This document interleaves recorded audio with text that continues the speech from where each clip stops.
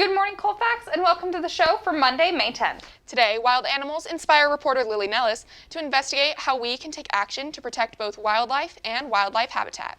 And Katie Reynolds with the CTV sports team scours the Colfax sports landscape. Welcome to the show.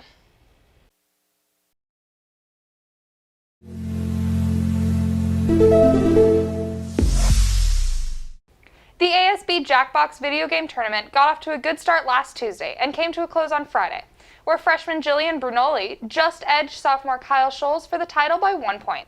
Special thanks to online leadership students Riley Audi and Jillian Pernebo for designing and delivering this event. After 2 postponements of the dodgeball tournament, it's officially set to start on Thursday.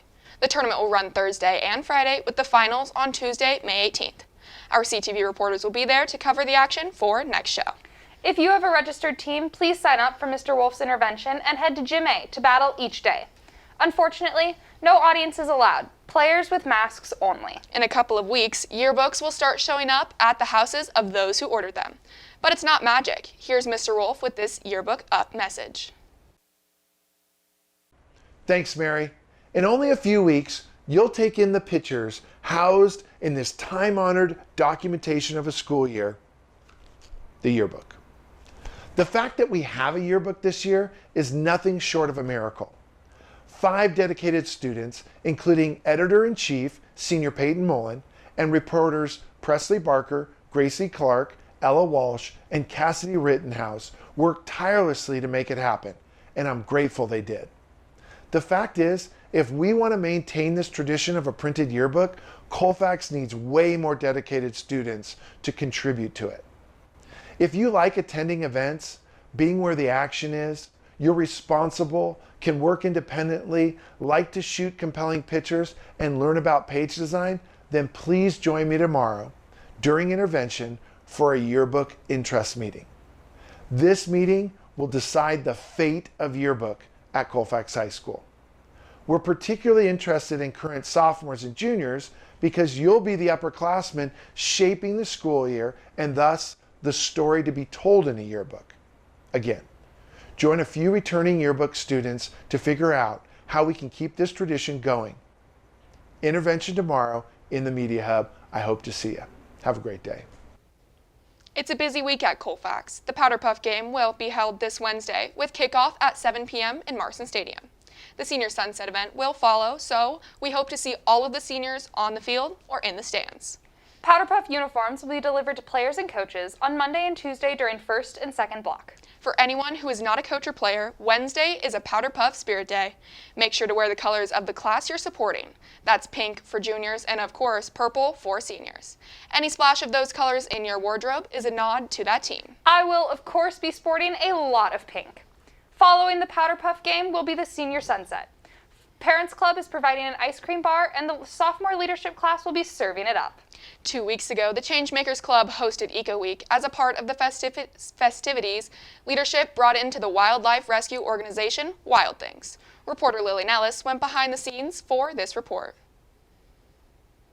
Hey there, Colfax. I'm here at our very own state-of-the-art theater where the Wild Things organization is giving a presentation with some of our furry and feathered friends. In a presentation put on by Wild Things on April 27th, many exotic animals were brought to our campus. These animals included a ring-tailed lemur, laughing kookaburra, kinkajou, capuchin monkey, rattlesnake, and red-tailed hawk.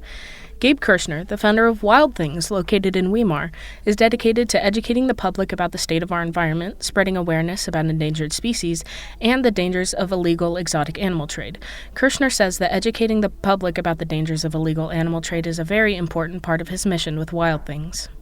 I know that this monkey looks awfully cute sitting here on my arm, but a major part of what I do is stressing to people that these animals are not where they belong. These animals should be living their lives in the wild.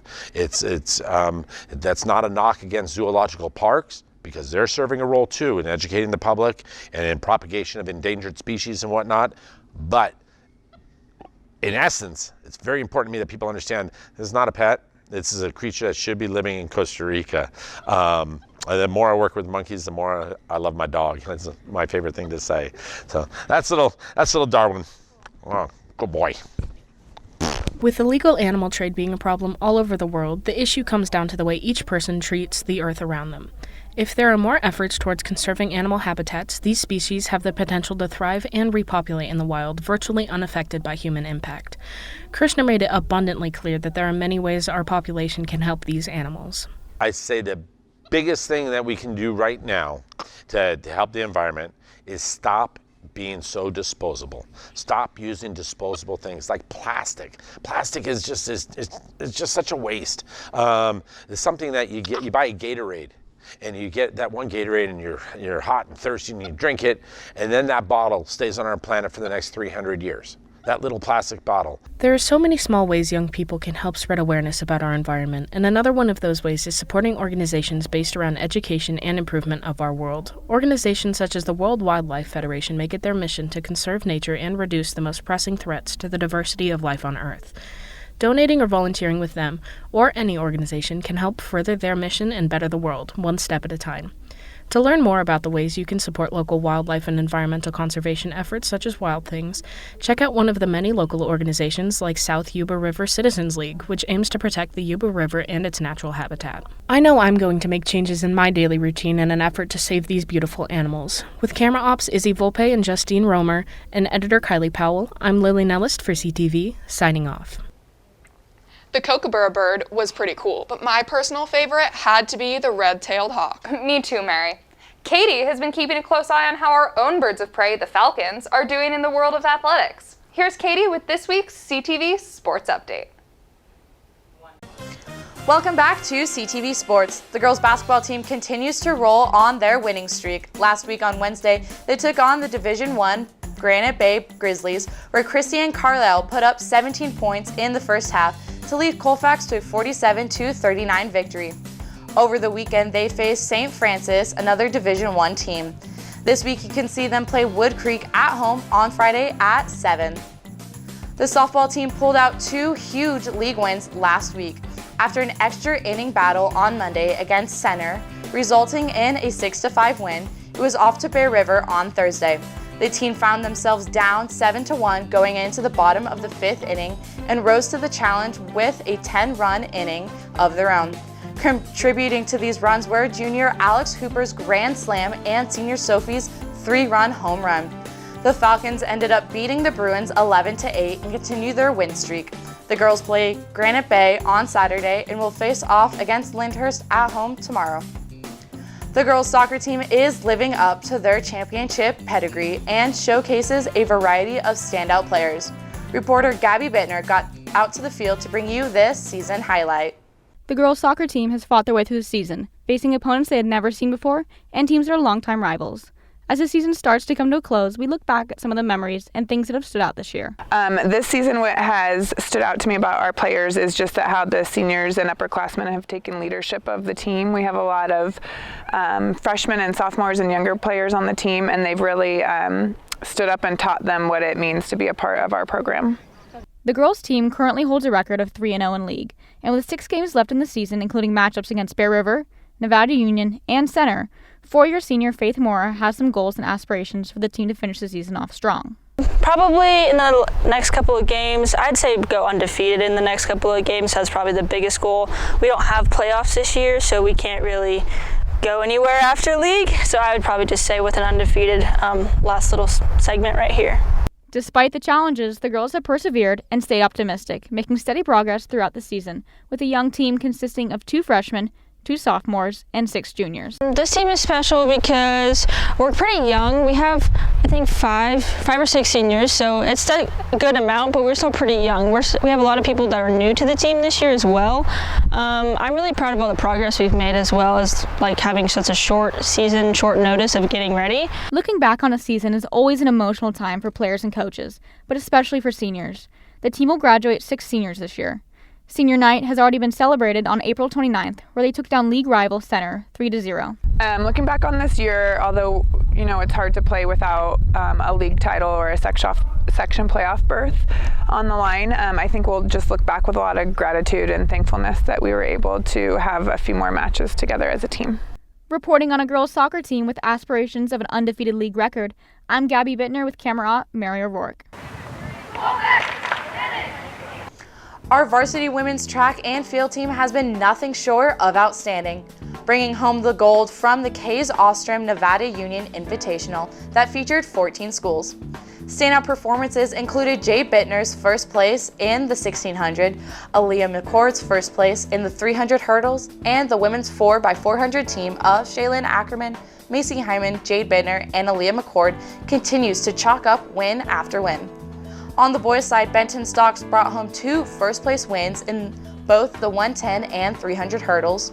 Last Friday, they took part in the annual Colfax Invitational, which brought their season to a brilliant conclusion, and CTV reporter Lainey Lorang will have a recap in the next show.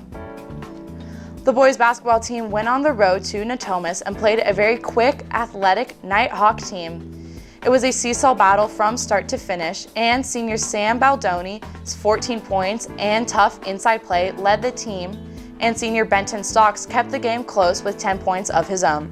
The Falcons won the second half, but it was not enough to get the win.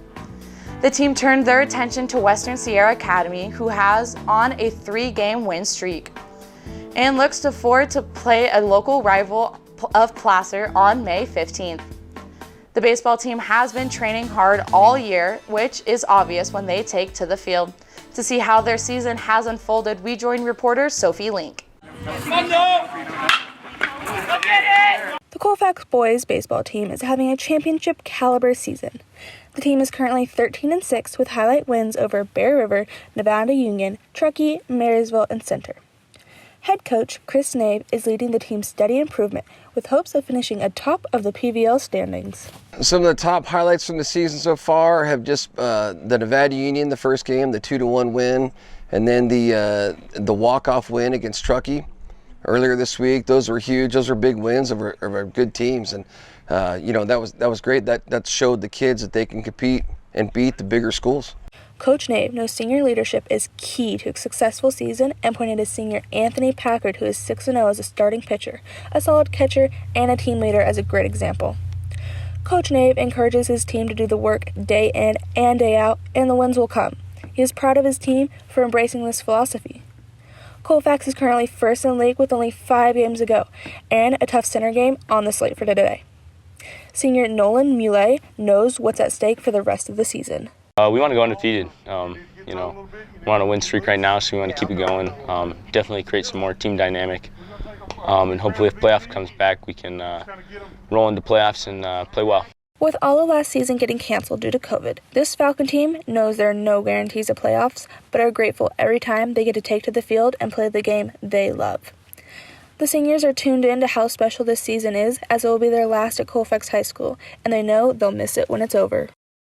What I've loved most about being a baseball player at Colfax is honestly the culture. The culture is just something you can't find anywhere else. It's really just here at Colfax that you can only find it, and we're all united and we're all together on it. So that's what I love. Coach Nave acknowledges there will likely be no playoffs this season, but implores his team to work like there will be. With 2 tough games remaining against Center and a season-closing pair against Lyndhurst, this Falcon baseball team is determined to make it memorable. For camera ops and editor Jay Patterson, I'm Sophie Link.